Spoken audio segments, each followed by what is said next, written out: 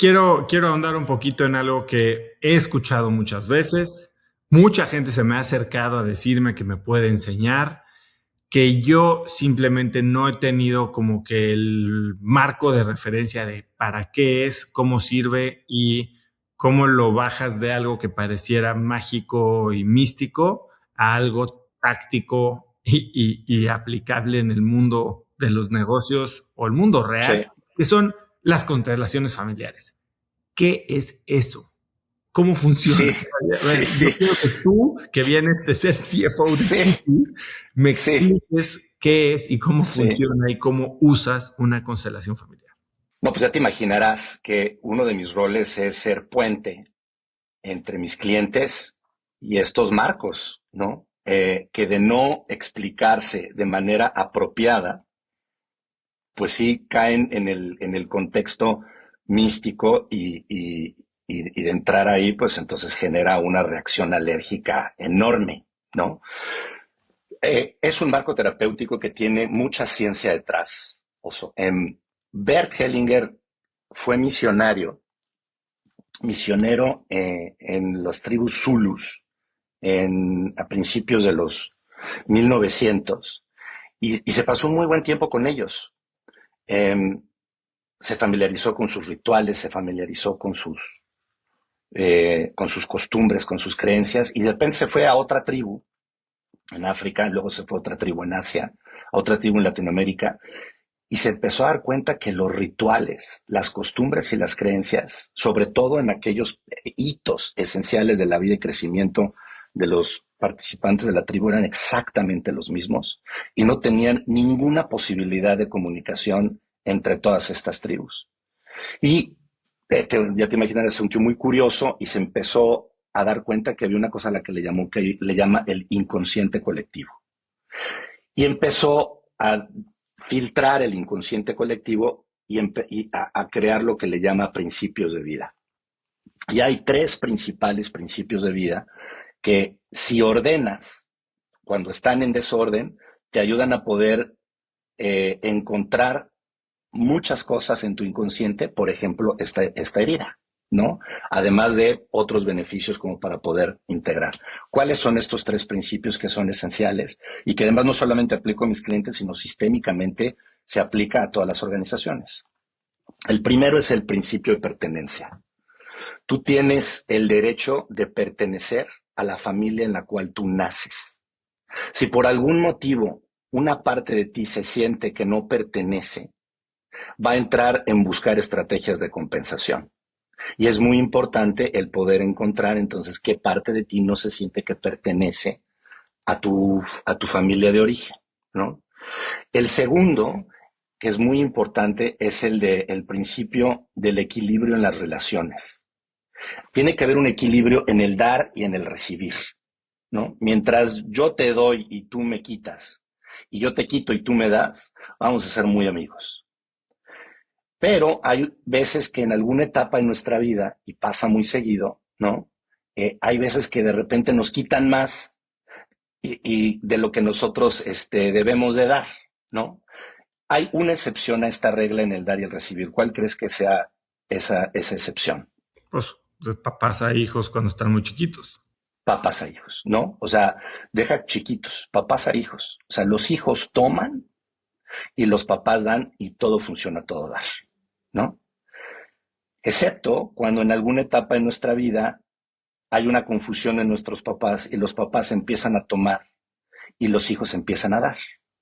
Y cuando los papás toman y los hijos dan, los hijos empiezan a tomar un rol de papás o de mamás.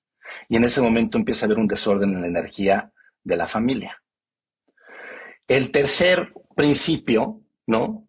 De hecho, este desorden se llama parentificación en contextos psicoterapéuticos, pero es un tema energético.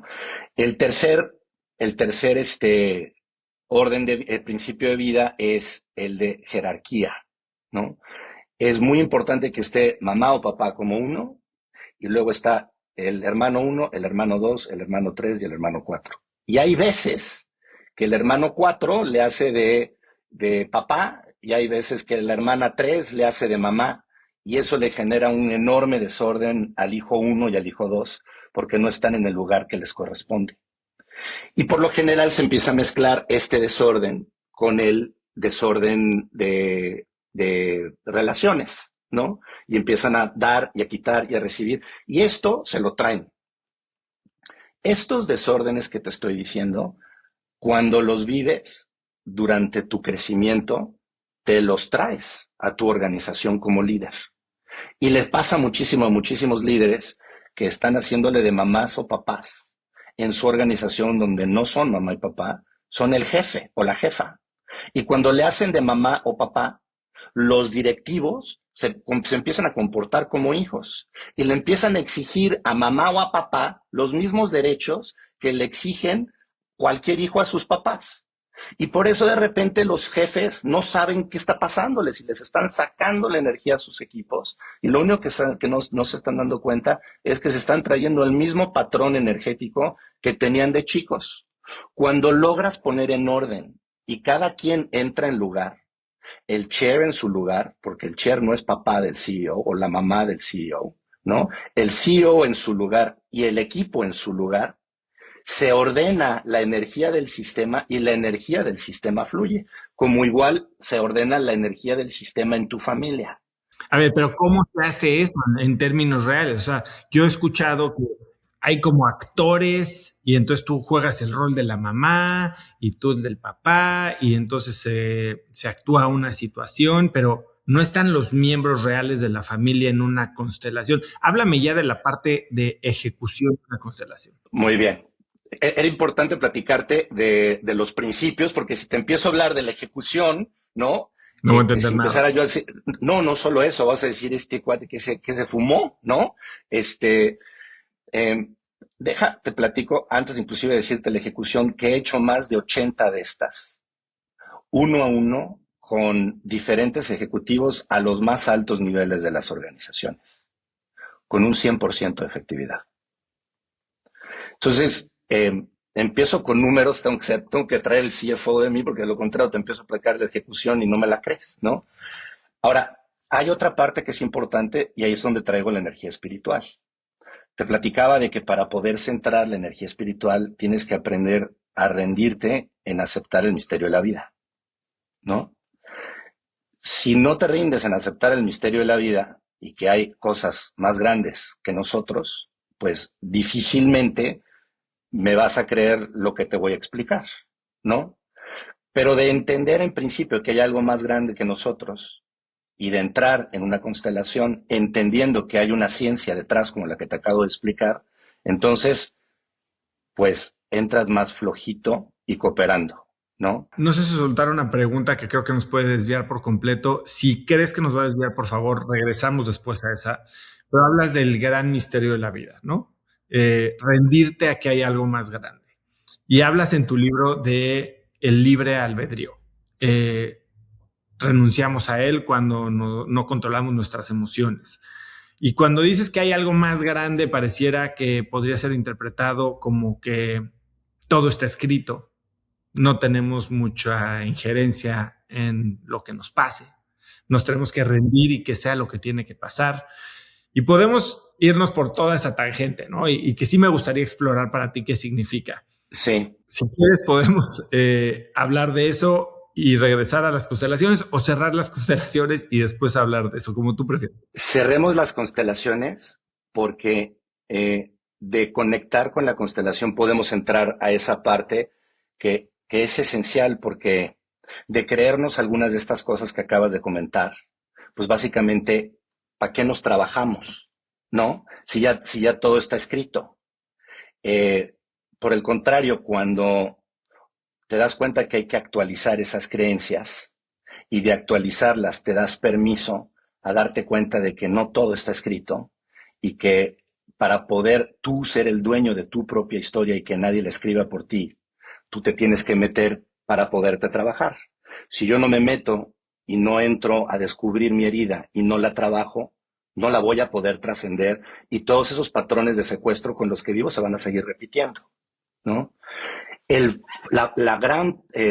Uno de los grandes logros o valores que he encontrado en el vivir constelaciones familiares como participante de mis clientes o participante yo siendo el que está viviendo su propia constelación, es precisamente el poder descubrir esa herida de abandono.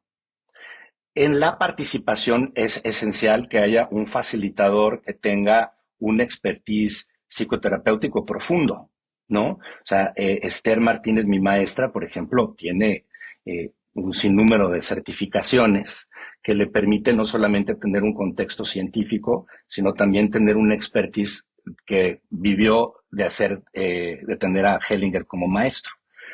Yo me siento muy tranquilo de tener a alguien como Esther cuando estoy trabajando con mis clientes, mientras que esté participando en las constelaciones.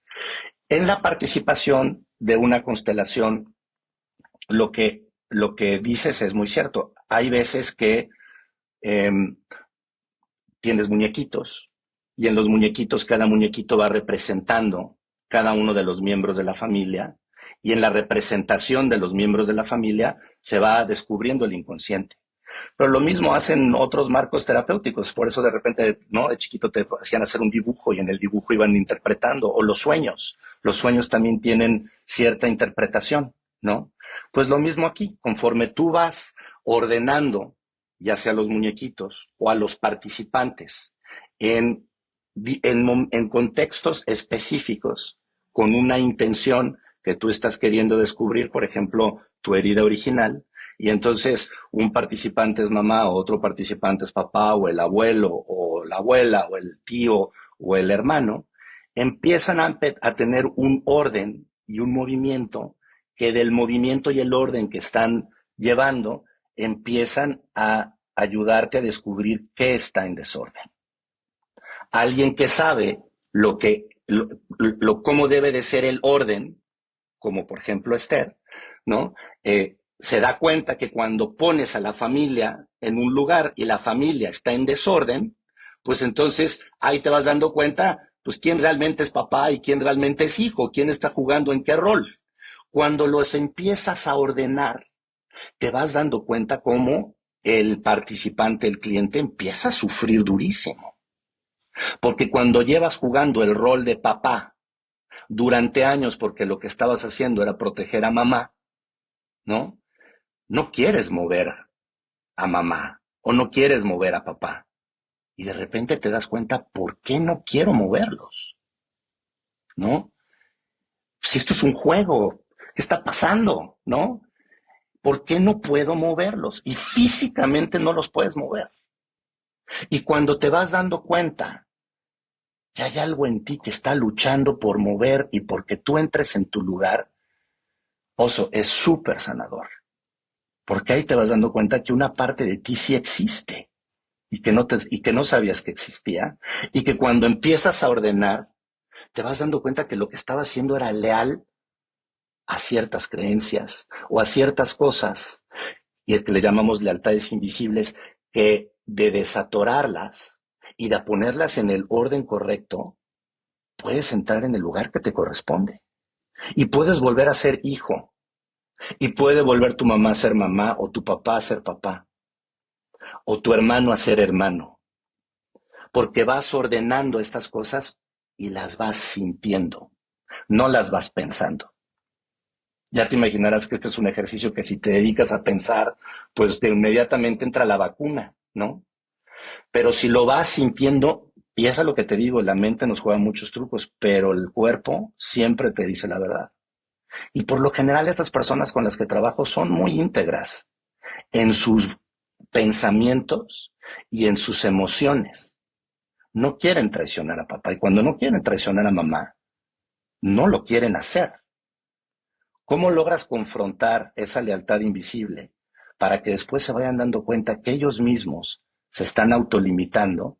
¿Por qué? Porque al final del día, eso no era lo que quería mamá o papá para ti. Lo que querían mamá o papá para ti es que seas feliz, que seas exitoso. Entonces, si le das la intención original a cualquier movimiento o desorden que originalmente se dio, a la intención real de mamá o papá, y te logras liberar de ahí, empiezas a cambiar tus patrones conductuales de inmediato. Y se van liberando todos esos traumas que llevas cargando de tiempo. Eso lo puede hacer una constelación familiar en un día. En un día. En un día. En un día. Y la gente cuando sale dice, ¿qué pasó aquí? Oye, me estoy sintiendo como nunca me he sentido en mi vida. He descubierto, porque además descubres cosas que no te imaginabas, ¿no? Porque les llevas toda la vida echándole la culpa a mamá, por ejemplo, y te vas dando cuenta que el que realmente, no es que sea culpable, pero el que realmente terminó afectando esa parte de tu vida era papá o el abuelo, ¿no? Y de repente, cuando vas encontrando de dónde viene realmente el daño, que tú te creíste que era daño y que ellos lo hicieron con total amor, porque aquí no hay culpables, ¿no?